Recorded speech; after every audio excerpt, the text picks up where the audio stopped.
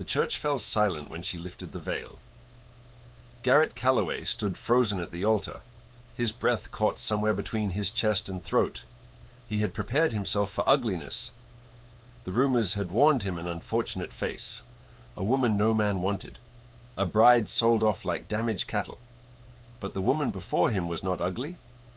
She had eyes the color of amber holding ancient secrets, hair like red desert earth at sunset, a face that carried no smile, no tears, only the terrifying calm of someone who had already buried herself once. The guests whispered. Garrett's hands unclenched slowly. Then he saw it, the silver ring on her finger. His blood turned to ice. He had seen that ring before 5 years ago, on the hand of the man who murdered his wife. And now that ring was on his bride's finger. Leave a like and share your thoughts in the comments, along with the city you're watching from. Now let's continue with the story. Garrett finished the ceremony like a man walking through quicksand. His lips moved. Words came out. The priest pronounced them married. None of it registered. His eyes kept drifting to her hand, to that silver band catching the afternoon light like a knife blade. The ride back to Calloway Ranch stretched into eternity. The carriage rocked and swayed. Rosalie sat across from him, spine straight, hands folded in her lap. She did not speak, did not fidget, did not look away when his gaze bore into her. Garrett's hand drifted to the revolver on his hip. He watched her notice, watched her eyes flick down to the weapon, then back to his face. She did not flinch. Instead, she slowly turned the silver ring on her finger, a deliberate movement, almost mocking. His jaw clenched so hard his teeth ached. "Who are you?" The question screamed inside his skull. What game is this? The ranch house loomed against the darkening sky. Garrett led her inside without a word, pointed to the sitting room. "You sleep here?" She nodded. No argument? No questions? He locked his bedroom door from inside, placed his revolver on the nightstand, and lay staring at the ceiling. Sleep was impossible. Every creak of the floorboards made his muscles coil. Hours passed. Footsteps in the hallway, soft, deliberate. Garrett rose silently, crossed to the door, pressed his eye to the gap between door and frame. Rosalie stood on the porch, bathed in moonlight. She had removed the silver ring and held it in her palm, staring down at it. Her lips moved, speaking to someone who was not there. Her shoulders trembled, but no sound escaped. Then she closed her fist around the ring.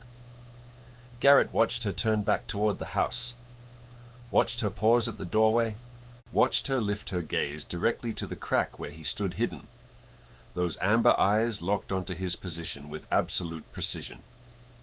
She knew. She had known he was watching the entire time. A cold smile ghosted across her lips, not cruel, not warm. The smile of someone holding cards she had no intention of revealing. She walked past his door without a word. Garrett did not sleep that night, and for the first time in 5 years, it was not his dead wife's face that haunted him. The second morning, Rosalie began her quiet invasion. Garrett watched from the barn as she crossed the yard toward the ranch office. The foreman, a thick-necked man named Dawson, who had worked for Uncle Samuel for years, blocked the doorway when she asked to see the ledgers. "Ranch business ain't for women." Rosalie did not argue. She simply waited. Dawson left for his rounds an hour later.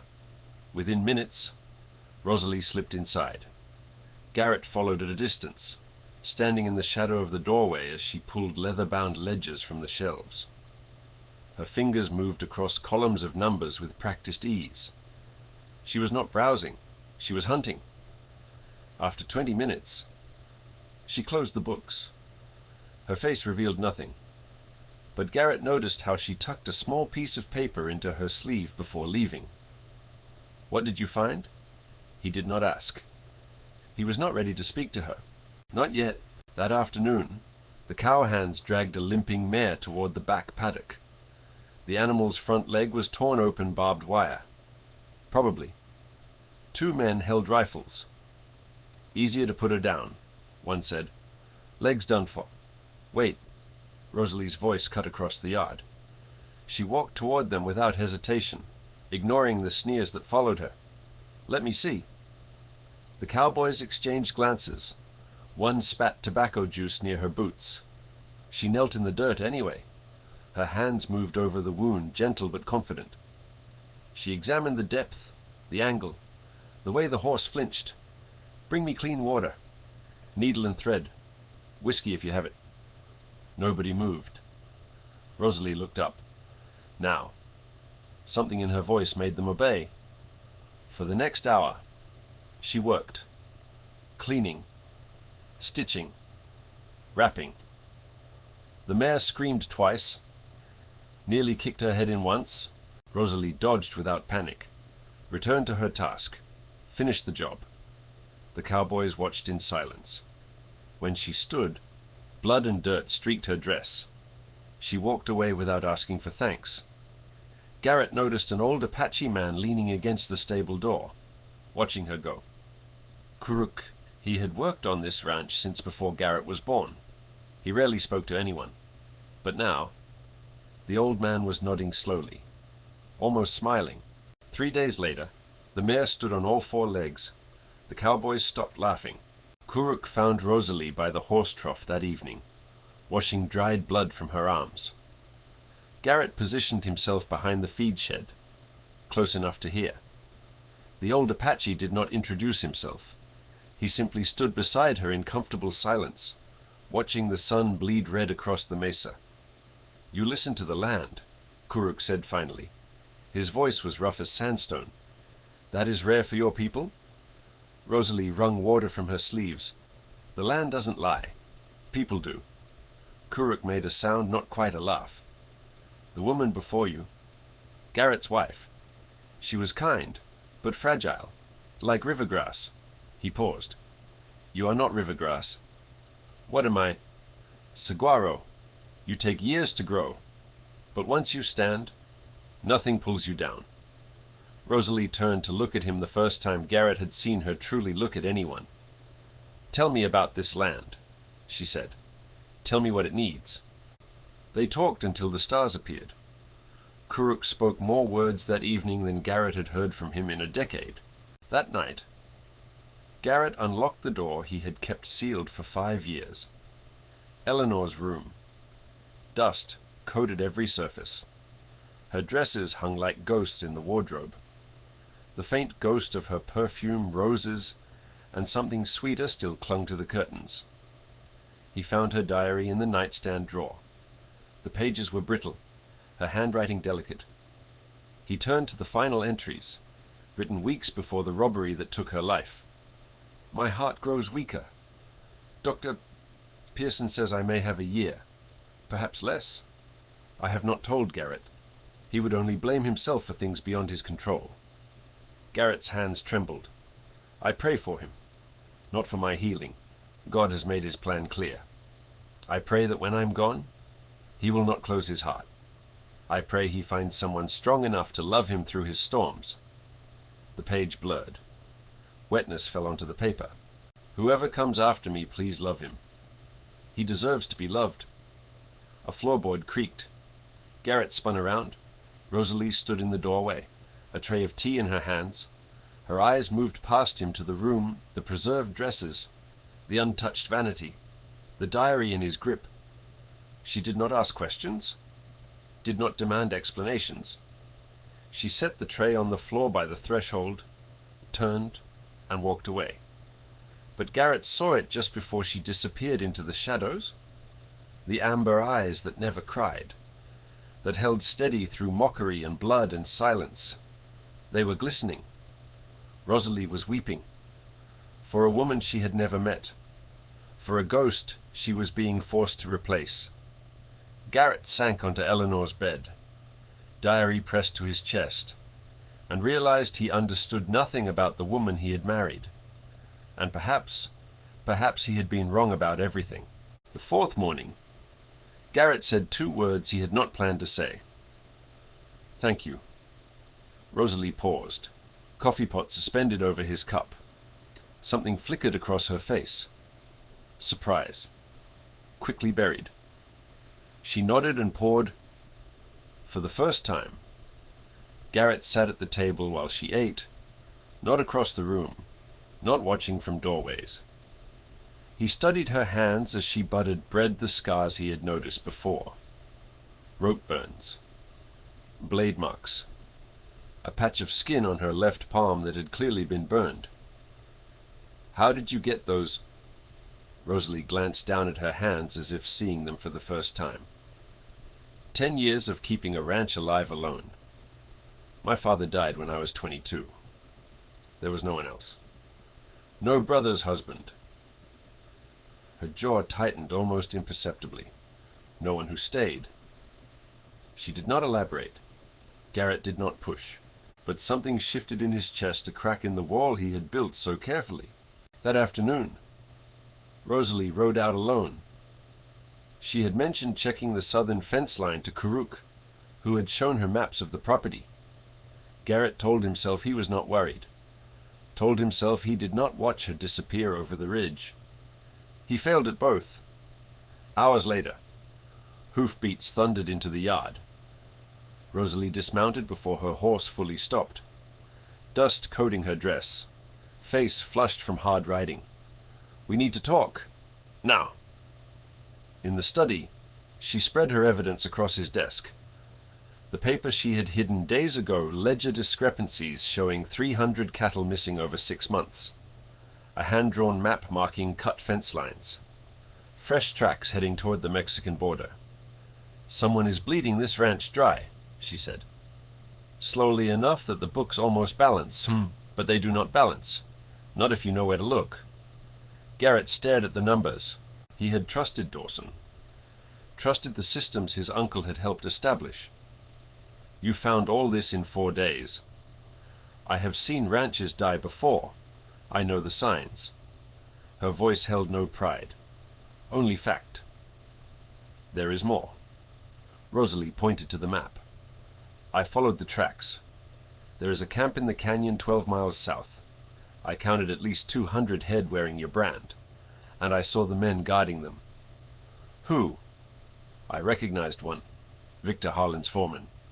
Harlan, the neighboring rancher who had offered to buy Callaway land 3 times this year. Each offer lower than the last." Garrett's hands curled into fists. "You went alone. They could have killed you." "They did not see me." She paused. "I had help. A young Apache man, Nietzsche. He has been tracking them for weeks." "Kuruk's nephew?" "Of course." Garrett looked at the woman before him, dirt under her fingernails. Hair escaping its pins. Eyes sharp as broken glass. 4 days ago, he had thought her an enemy. A ghost from his worst nightmare. Now she stood in his study, handing him the evidence to save his ranch. "Why?" The question escaped before he could stop it. "Why do any of this?" Rosalie met his gaze. "Because this is my home now.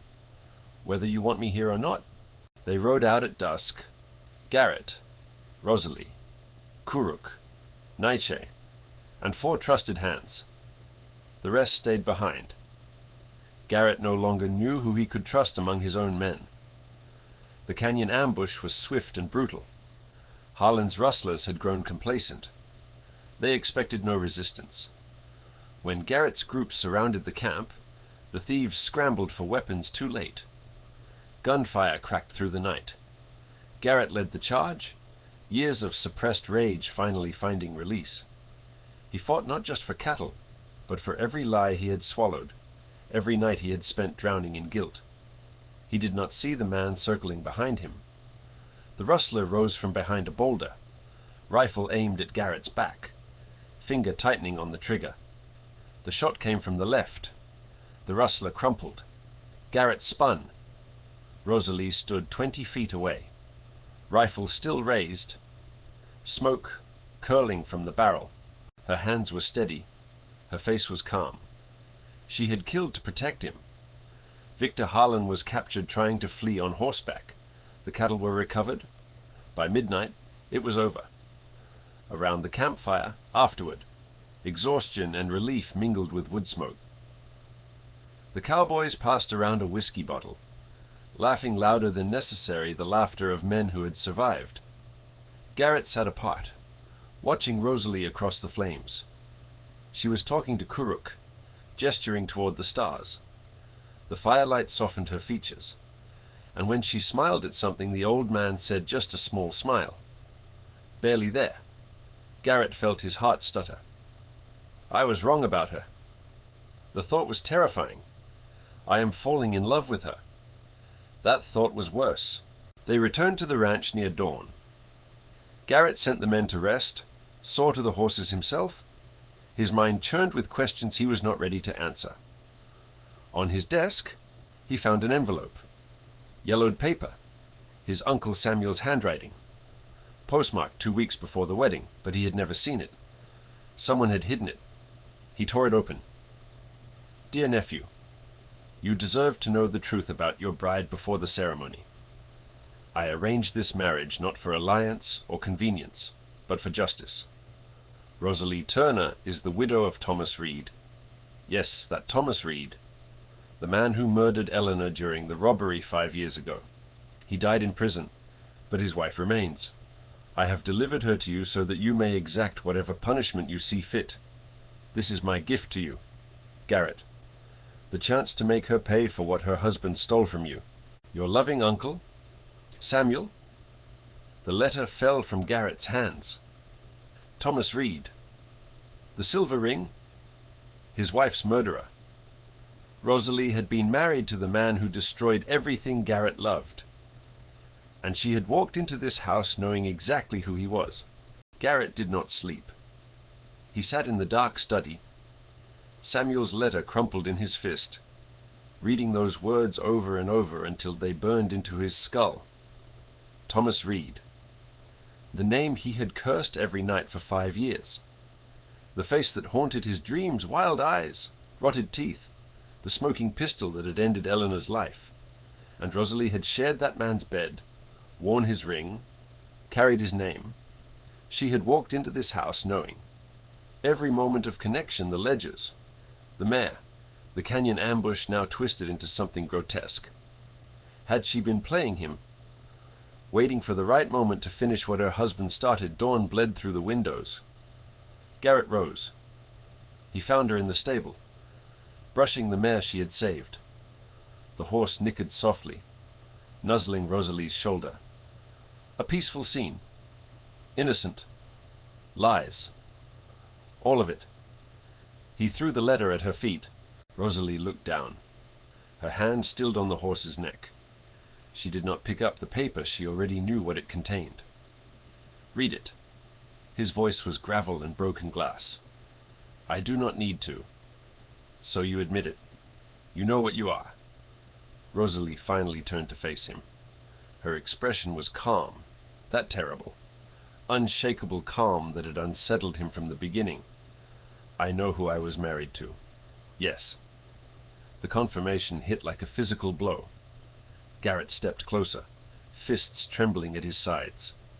Thomas Reed murdered my wife, shot her down like an animal while she begged for her life. And you... His voice cracked. You were his. You slept beside a killer, wore his ring, and you walked into my house without saying a word. I did not know. Rosalie's voice remained steady, but something flickered in her amber eyes. Not until after he died in prison. Not until the sheriff came to tell me what Thomas had done, what he really was. You expect me to believe that... I expect nothing from you, Mr. Calloway. I never have. The formality stung more than anger would have. She had retreated behind walls he could not breach. Then why... Garrett grabbed her arm, forcing her to face him fully. Why agree to this marriage? Why come here at all? For the first time, her composure cracked, just slightly a tightening around her eyes, a tremor in her jaw. Because someone had to pay the debt Thomas left behind. His sins did not die with him. They followed me, his widow, his shame. No man would touch me. No town would have me. When your uncle offered this arrangement, I thought... She stopped. Thought what Rosalie pulled her arm free. I thought if I could make things right, somehow care for the home of the woman Thomas destroyed, perhaps God would forgive me for not seeing the monster I married. Forgive you? Garrett laughed a harsh, ugly sound. You want forgiveness? My wife is dead. Buried in cold ground for 5 years. And you think cooking meals and saving horses earns you absolution? I think nothing earns absolution. Her voice finally rose, matching his fury. I think we carry our dead until we join them. I have carried Thomas's sins since the day I learned what he was. I will carry them until I stop breathing. But I did not kill your wife. Garrett, I did not pull that trigger, and I will not apologize for crimes I did not commit. They stood inches apart, breath mingling, rage radiating between them like heat from a furnace. Garrett wanted to strike something, wanted to scream until his throat tore, wanted to ride into the desert and never return. Instead, he stepped back. Get out. Rosalie blinked. What? Get out of my house? Off my land? I want you gone before sunset. Garrett, do not say my name. He turned away, unable to look at her anymore. You have until dark. Take whatever you brought. Leave the horse, it belonged to Eleanor. He walked out of the stable without looking back. The afternoon passed in fragments. Garrett locked himself in the study, drinking whiskey that tasted like ash. Outside, clouds gathered dark and swollen, rolling in from the western mountains. Thunder rumbled in the distance. A knock at the door. He ignored it. The door opened anyway. Kuruk stood in the threshold, face unreadable. She is leaving. Good. In the storm. Not my concern. Kuruk stepped inside and closed the door behind him. His dark eyes held something Garrett could not identify: disappointment. Perhaps. Or pity. You saw her hand, the old man said quietly. When she stood before you, you saw where she touched. Garrett frowned. What are you talking about? Her hand. She kept touching her belly. Here. Kuruk pressed his palm flat against his own stomach. The way women do when they carry life inside them. The whiskey glass slipped from Garrett's fingers. It shattered against the floor, but he did not hear it. Blood roared in his ears. She is with child, Kuruk continued. Your child. She has known for days. She did not tell you because she did not want you to keep her for the baby's sake alone. Garrett's legs buckled. He caught himself on the desk. Pregnant. Rosalie was pregnant, and he had just sent her into a storm. How long? His voice emerged strangled. How long has she been gone? An hour, perhaps more. She walks. She refused to take a horse. 1 hour. On foot. In the storm that was about to break. Garrett lunged for the door, but Kuruk caught his arm. There is more you must know. About your uncle. About Thomas Reed. About the night your wife truly died. Later. Now. Kuruk's grip was iron, because the man who sent that letter is the same man who paid Thomas Reed to attack your wagon 5 years ago. This was never about justice. Garrett, this was about destroying you from within. And it is working. Lightning split the sky outside. Thunder shook the walls. And somewhere in that darkness, Rosalie walked alone, carrying his child, believing he would never want her, heading toward a storm that could kill them both. Garrett tore free from Kuruk's grip and ran. The storm swallowed the world whole. Garrett rode blind through sheets of rain that fell like bullets. Lightning turned the desert white. Thunder cracked so close he felt it in his bones. His horse stumbled twice on the flooded trail, nearly throwing him into the mud. He screamed her name into the wind. The wind screamed back. Where are you? Where are you? An hour became 2. The temperature dropped. His fingers went numb on the reins. Still he rode, following the path toward town, praying she had found shelter, knowing in his gut that she had not. Rosalie did not seek shelter. Rosalie endured. He found the first sign near the creek crossing her shawl, snagged on mesquite thorns, whipping in the gale. The creek had become a river, brown water churning over rocks that had been dry that morning. She had crossed, or tried to. Garrett plunged in. The current grabbed his horse, spun them sideways. He fought through, emerged on the far bank, and saw the second sign. Blood on the rocks. Not much. A smear. But enough. His heart stopped beating. Started again. Wrong. Broken. Rosalie. Nothing answered but the storm. Kuruk found her first. The old Apache had left the ranch minutes after Garrett, taking a different path, the high trail through the Dragoon foothills that he had walked for 60 years. He knew this land like he knew his own heartbeat, knew where a wounded creature would crawl to escape the flood. She lay in a shallow cave, barely more than an overhang of rock, curled on her side, knees drawn to her chest, dress soaked through and stained dark. Too much dark. Kuruk knelt beside her, pressed fingers to her throat, found a pulse weak, thready, but present. Rosalie. Her eyes fluttered open, glassy, unfocused. The baby, she whispered. I tried to hold on. I tried. Her voice broke into a sound Kuruk had heard only once before, the sound a mother wolf makes when she finds her den destroyed. Not a scream. Something worse. Something that came from a place beyond language. He gathered her into his arms. She weighed nothing. A bundle of bones and grief and rain. I will take you somewhere safe. There is nowhere. Her fingers clutched his shirt. There is nowhere safe. There never was. Kuruk carried her through the storm, up into the mountains where his people had hidden for generations, to a place the white men had never found, to the only home he had left, behind them. The rain washed the blood from the rocks until no trace remained. Garrett searched until his horse collapsed. The animal went down hard, legs buckling, and Garrett barely rolled free before the weight crushed him. He lay in the mud, rain hammering his face, and felt something inside him crack open. She is dead. They are both dead, because of you. He had sent her into this, pregnant with his child, and he had thrown her out like garbage, because of a letter, because of a name, because he was so consumed by his own grief that he could not see past it. Eleanor's face swam before him, not accusing, but sad. So sad. I told you to love again. Her ghost seemed to whisper. And you destroyed her. Garrett pressed his forehead into the mud and screamed. 3 days passed. Garrett barely remembered them.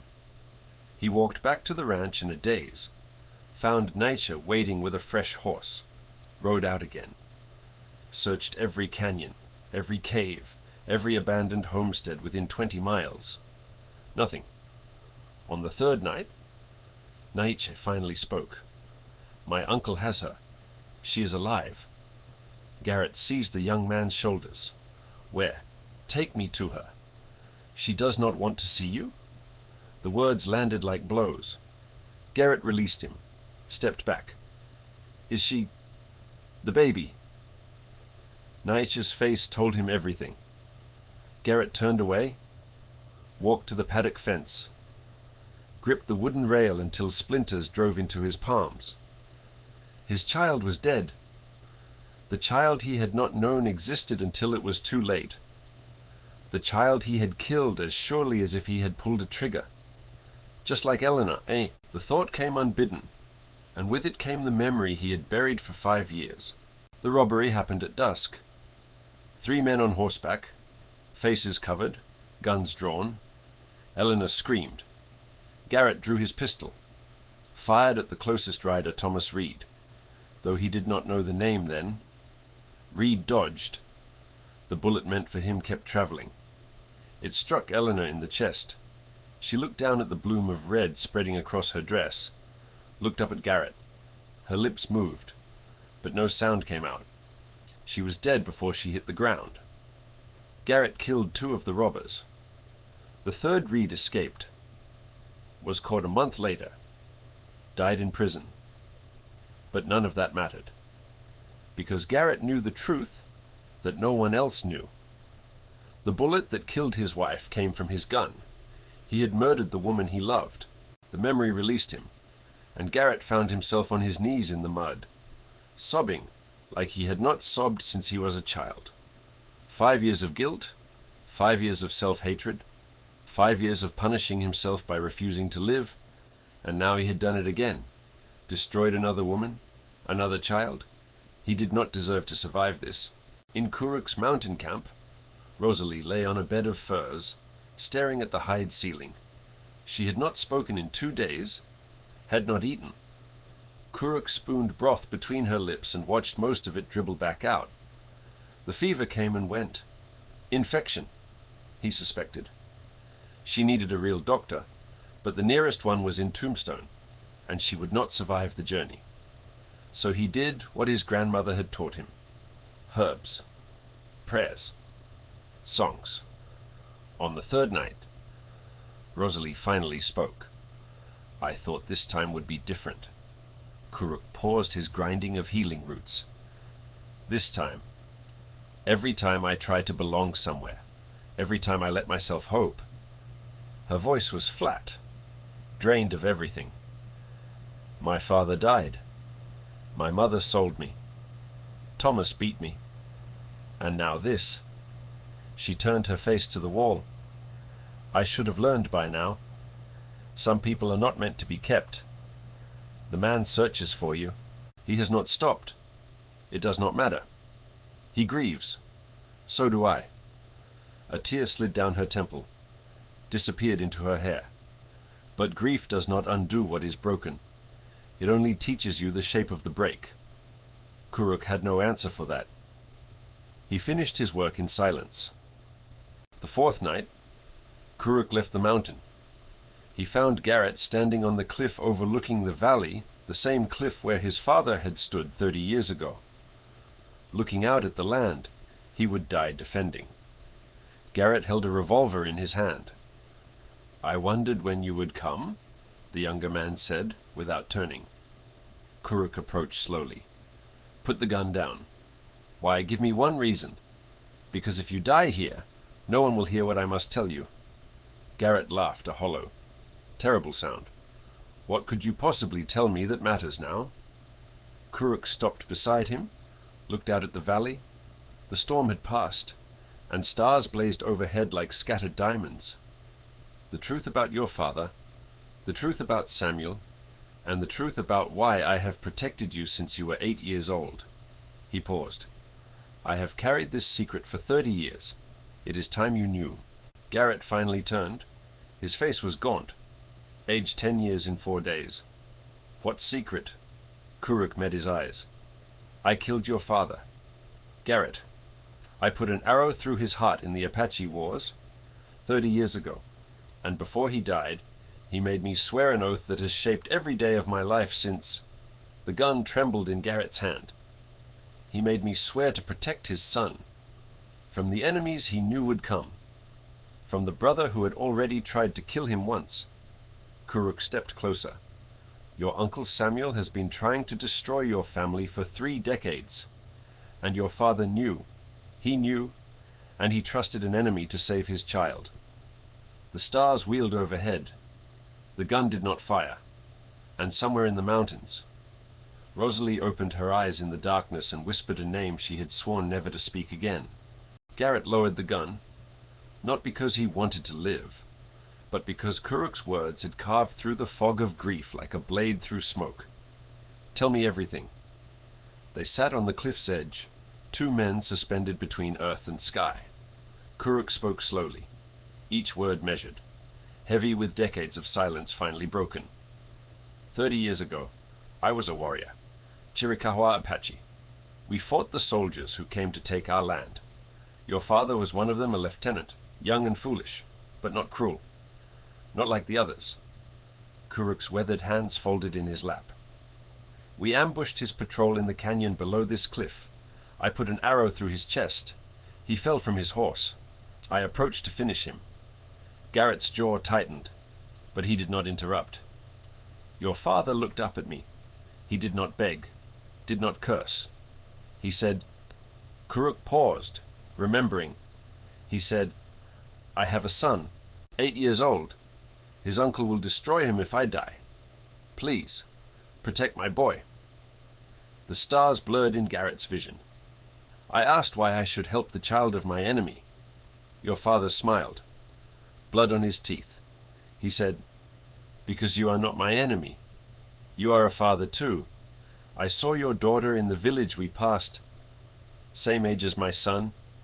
You understand? Kuruk turned to face Garrett fully. He died holding my hand. An Apache warrior and an American soldier. Enemies who became brothers in the last breath.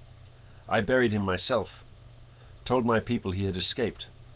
And I came to this ranch to keep my promise. Garrett's voice emerged raw. 30 years. You have been here 30 years because of a promise to the man you killed.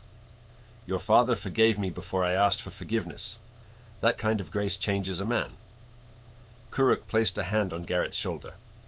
He would not want you to die on this cliff. He would want you to fight, to protect what he built, to love the woman who carries his grandchild's memory in her broken heart. The baby is dead because of me. The baby is dead because of Samuel, because of Thomas Reed, because of choices made long before you sent Rosalie into that storm. Kuruk's grip tightened. You made a mistake born of grief. That is human. But giving up now, that is betrayal. Of your father. Of Eleanor. Of Rosalie. Of yourself. Garrett stared at the gun in his hand. The metal gleamed cold under starlight. Samuel hired Thomas Reed, he said slowly, piecing together the fragments. The robbery was never about money. It was about you. Samuel wanted you dead so he could inherit the ranch. Thomas killed Eleanor instead of you. When Thomas was caught, Samuel let him rot in prison rather than risk exposure. Kuruk released Garrett's shoulder. Now, Samuel uses Rosalie as another weapon, sends her to you with secrets designed to tear you apart. He knew you would discover who she was, knew you would destroy yourself. And I did exactly what he wanted. Yes, but you are still breathing. The game is not over. Garrett stood. His legs trembled, but held. Where is the proof? Letters, documents. Kuruk nodded slowly. I have kept everything. Letters between Samuel and Thomas, payment records, instructions for the robbery. I took them from Thomas's belongings after he was arrested. I have been waiting for the right moment. Why wait so long? Because proof means nothing without a man willing to act on it. For 5 years. You were a ghost. Now. Kuruk rose beside him. Now I see your father in your eyes again. Garrett looked out at the valley. His father's valley. The land Samuel had tried to steal for 30 years. I need to see Rosalie.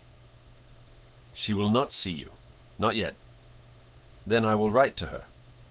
Garrett turned toward the trail. And I will send her something she needs to read. Something that might help her understand. What? Eleanor's diary? Naicha carried the package up the mountain at dawn. Inside a leather-bound journal and a single folded page covered in Garrett's unsteady handwriting. Kuruk handed both to Rosalie without explanation. She sat up slowly, the first voluntary movement she had made in days. Her fingers traced the diary's worn cover. Whose is this? His first wife. The woman Thomas killed. Rosalie flinched at the name, but she opened the journal anyway. She read for hours. Every entry, every hope, every fear, every prayer Eleanor had committed to paper. The final pages blurred through tears Rosalie did not bother to wipe. Whoever comes after me, please love him. He deserves to be loved. A message from beyond the grave. Permission she had never expected. Forgiveness she had not known she needed. Then she unfolded Garrett's letter. Rosalie, I do not deserve your forgiveness. I do not ask for it. But I need you to know the truth. Not the truth Samuel wanted you to believe, but the truth I have hidden from everyone, including myself. I killed Eleanor. Not Thomas Reed. Me. My bullet. I fired at the robbers, and I missed, and the bullet struck my wife instead. She died in my arms knowing her husband had murdered her. I have carried this for 5 years. It has poisoned everything I touch. It poisoned us. Samuel knew? He has always known. He uses our grief as weapons against us both. I am going to stop him. I am going to expose what he has done to my father, to Eleanor, to you, to our child. You owe me nothing. But if there is any part of you that can still stand, I am asking you to stand with me, not for my sake, for yours, for theirs, for everyone Samuel has destroyed. I will be at the ranch, waiting, however long it takes. Garrett. Rosalie read the letter 3 times. Her hands shook, her chest ached. The wound inside her, the one no medicine could touch, throbbed with every heartbeat. But beneath the pain, something else stirred, something she had thought died in the storm. Anger, not at Garrett, at the men who had orchestrated every tragedy in her life, at Samuel, who had paid Thomas to marry her, to beat her, to become the monster she escaped only to find herself trapped in his shadow forever. She had been a pawn, a weapon, a disposable piece in someone else's game. No more. Rosalie pushed herself upright. Her legs wobbled. Kuruk reached to steady her, but she waved him off. I need a horse. You are too weak. I need a horse. She met his eyes. And I need to know how to use those documents you have been hiding for 30 years. Kuruk studied her for a long moment. Then, slowly, he smiled. Your husband said you were Saguaro. He was wrong. He moved toward the cave entrance. You are Wildfire, and Samuel Calloway is about to learn what happens when you burn. Rosalie rode through the night, Kuruk's documents secured in her saddlebag. Garrett's letter pressed against her heart. As dawn broke over the ranch, she heard gunshots. 1, 2, 3. Then silence. She kicked her horse into a gallop, cresting the final hill just as the sun spilled golden light across the valley. 2 figures stood in front of the main house. One was kneeling. Blood pooled in the dirt beneath them. But from this distance, she could not tell who had fallen. Rosalie's horse thundered down the slope. The scene sharpened as she approached Samuel Calloway standing over a kneeling figure. 6 hired guns flanking him like wolves around wounded prey. The kneeling man was Garrett, clutching his right shoulder where blood seeped through his fingers. But he was alive. Still alive. Samuel held a revolver aimed at Garrett's head. His voice carried across the morning air, calm and conversational, the tone of a man discussing cattle prices rather than murder. Sign the deed, nephew. Transfer the ranch to me, and I will make this quick. Refuse, and I will ensure you spend your final hours watching everything you love burn. Garrett spat blood into the dirt. You killed my father. You killed Eleanor. You destroyed Rosalie's life before I ever met her. And you think I will give you anything? I think you have no choice. Samuel cocked the hammer. You have 30 seconds. Rosalie pulled her rifle from its scabbard. She had not fired a weapon since the canyon ambush.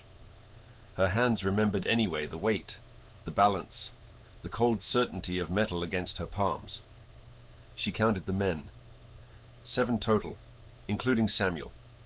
Impossible odds, but she had Kuruk's documents in her saddlebag, evidence that could hang Samuel twice over. If she could reach the sheriff in Tombstone... No. There was no time.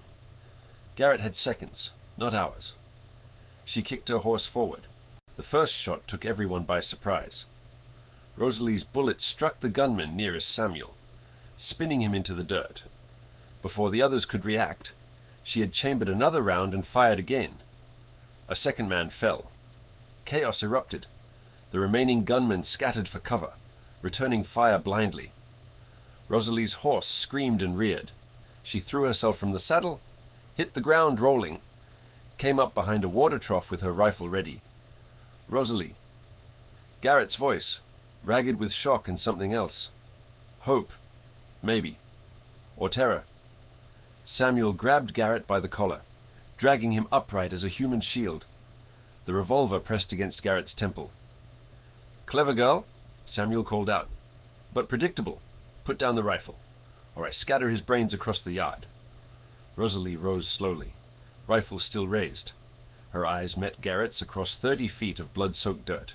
He shook his head. A tiny movement. "Do not surrender." She ignored him. "I have documents." Her voice rang clear despite her pounding heart. "Letters between you and Thomas Reed. Payment records. Instructions for the robbery that killed Eleanor Calloway." Samuel's expression flickered. The first crack in his composure. "Kuruk kept everything," she continued. "Your handwriting, your seal. Enough evidence to hang you in any court in the territory. You are bluffing." "Am I?" Rosalie stepped forward, rifle still aimed. "The documents are already on their way to the federal marshal in Tucson. Even if you kill us both, you are finished. The only question is whether you die today or swing from a rope next month." The remaining gunmen exchanged glances. Mercenaries had no loyalty to lost causes. "She is lying," Samuel snapped.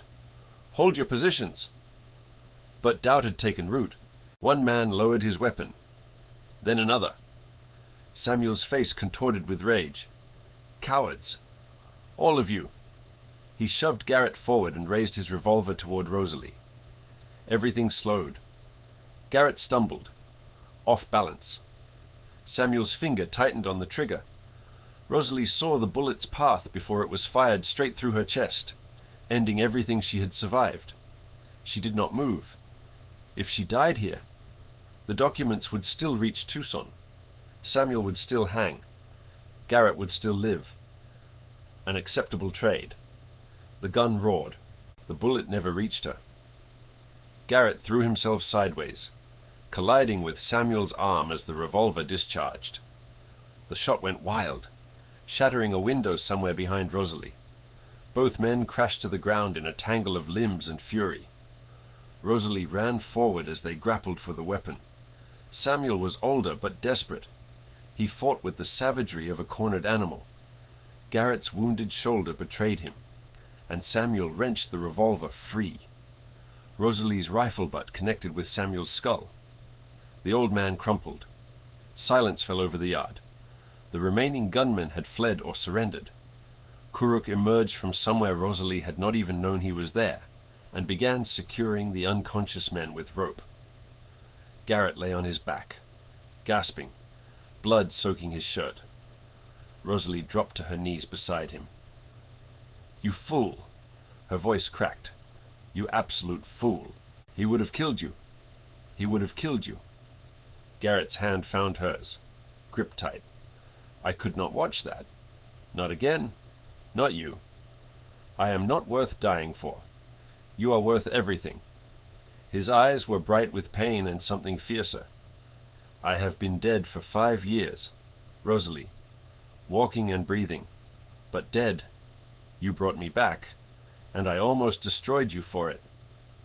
"Garrett, let me finish." He struggled upright, wincing.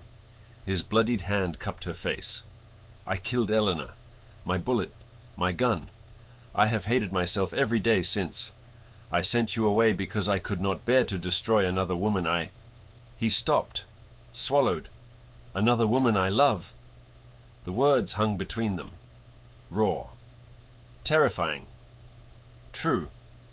Rosalie closed her eyes. Tears slid down her cheeks, the first she had allowed herself since the mountain.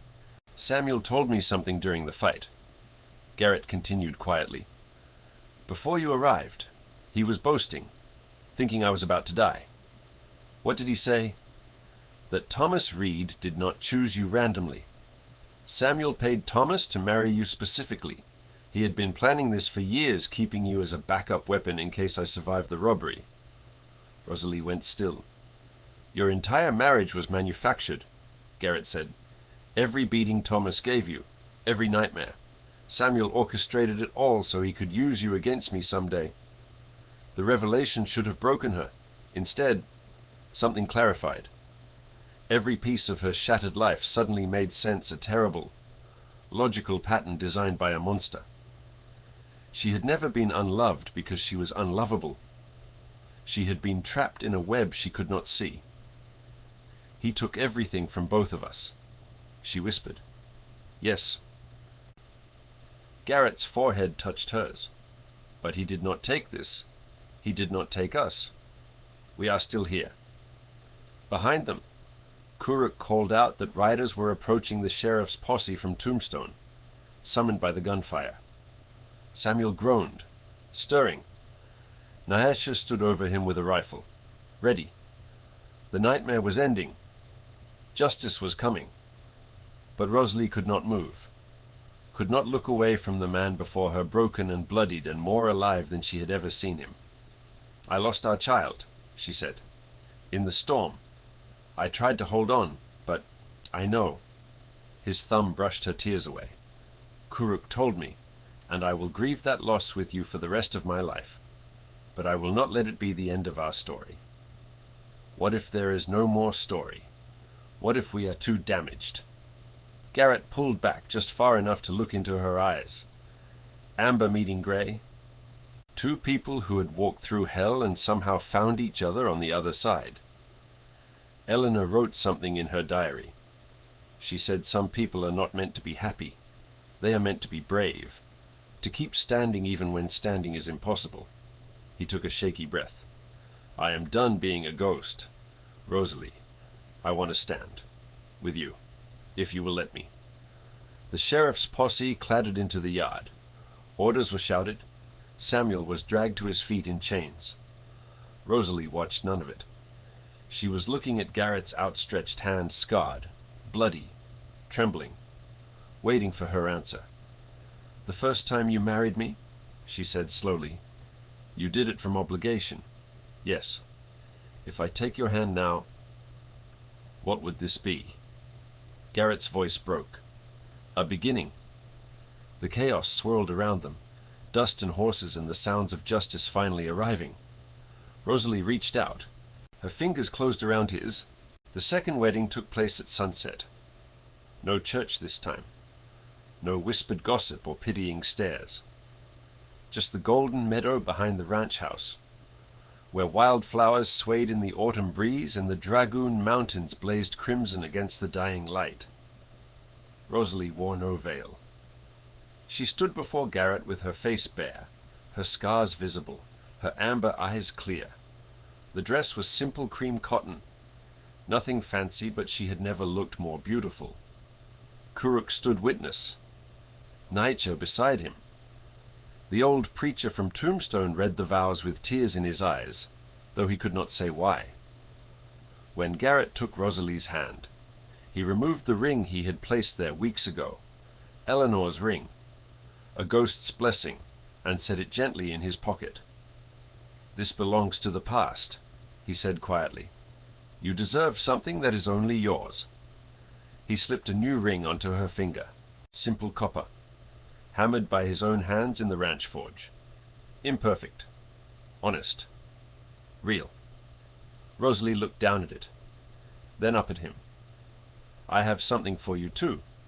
She reached into her pocket and withdrew the silver band she had worn since the day they met. Thomas Reed's ring, the symbol of every nightmare she had survived, without ceremony. She walked to the creek that bordered the meadow and hurled the ring into the water. It vanished without a sound. When she returned, her hand found Garrett's again. Now we begin, she said. The preacher pronounced them married again, properly, for the right reasons this time. Kuruk smiled, Naicha whooped, and Garrett kissed his wife under skies painted in fire and gold. 1 year passed. The Callaway Ranch transformed. The stolen cattle had been recovered. The debts paid with money seized from Samuel's accounts. New fences lined the property. New hands worked the fields men Garrett had chosen himself, loyal and trustworthy. Kuruk remained in his mountain camp but visited often. He taught Naiche the old Apache ways, tracking, healing, reading the land, and sometimes, on quiet evenings, He sat on the ranch porch and told stories of warriors and promises kept across 30 years.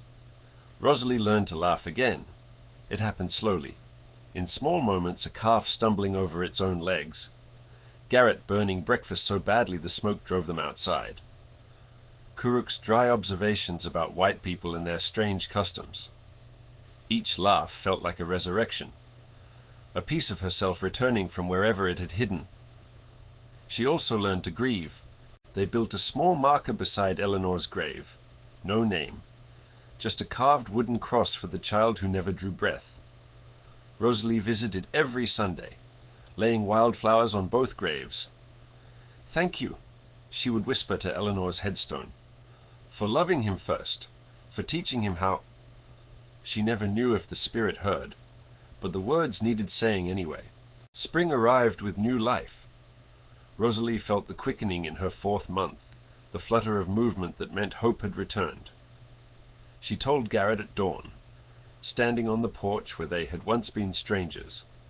He wept, not from grief this time, from joy so sharp it cut through every scar he carried. He held her against his chest and promised things he had no right to promise: safety, happiness, forever. Rosalie let him. Some promises were worth making even when the world offered no guarantees. Their daughter arrived in October, screaming her way into existence with lungs that could rival a thunderstorm, dark hair like her father, amber eyes like her mother, a fierce, beautiful collision of two broken people who had somehow made something whole. They named her Eleanor. Rosalie chose it. Garrett protested at first: too painful, too much history, but Rosalie insisted. "She should know where she comes from," Rosalie said, cradling the infant against her chest. "The woman who loved you before me, the child we lost, all of it. She should carry their names so they are never forgotten." Garrett could not argue with that. Samuel Calloway hanged in December. The trial lasted 3 days. Kuruk's documents proved everything: the conspiracy with Thomas Reed, the murder of Garrett's father, the orchestrated robbery that killed Eleanor. The jury deliberated for 11 minutes. Garrett did not attend the execution. He stayed home with Rosalie and their daughter, watching snow fall on the mountains. "Do you feel it?" Rosalie asked. "Justice." "No." Garrett pulled her closer. "I feel tired, and free, and grateful. Grateful for what—" He looked down at baby Eleanor, sleeping in her mother's arms, at the fire crackling in the hearth, at the woman who had walked through hell beside him and chosen to stay. "For second chances," he said. "For the chance to become someone worth loving." Rosalie leaned her head against his shoulder. "You always were," she murmured. "You just forgot how to see it." Outside, snow blanketed the valley in white. Inside, warmth filled every corner of a house that had known too much grief. Kuruk arrived at dusk with a gift: a cradle board carved in the Apache tradition, painted with symbols of protection and long life. He held baby Eleanor once, sang a blessing in his native tongue, and smiled. "Your father would be proud," he told Garrett. "The promise is complete." That night, the 3 of them sat on the porch: Garrett, Rosalie, and Kuruk, watching stars emerge one by one. "What happens now?" Rosalie asked. Garrett took her hand. The copper ring glinted in the starlight. "Now we live," he said. "Simply, we'll—" quietly, together, the way it should have been from the start. Somewhere in the darkness, a coyote sang. The mountains stood sentinel, and the ghosts that had haunted Calloway Ranch finally, gently, let go. Garrett and Rosalie found each other when neither believed love was possible anymore. She was called ugly by people who never looked past their own cruelty. He was drowning in guilt he thought would never release him. Both carried scars, visible and invisible, that told stories of survival rather than defeat. Their journey reminds us that the people worth loving are often the ones the world has overlooked.